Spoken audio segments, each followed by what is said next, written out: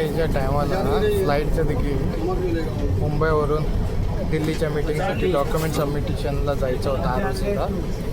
त्याच्यासाठी तिकीट किती आहे माहिती आहे? 12,000, 15,000, 17,000 अशा पद्धतीने. म्हणजे मुंबईवरून नेपाळचं तिकीट कमी आहे 8,000, जे काही दिल्लीला स्टॉप होऊन जात आहे, पण ते बुक होत नव्हतं. तर काय केलं आहे, माझ्यासोबत 2 गुलाबाचे नेव्ही ऑफिसर होते.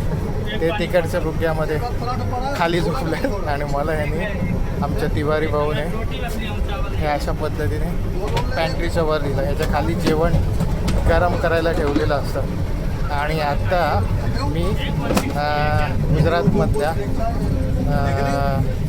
गुजरात बॉर्डर सोडतो राजस्थानमध्ये आणि रतलाममध्ये पोचेल.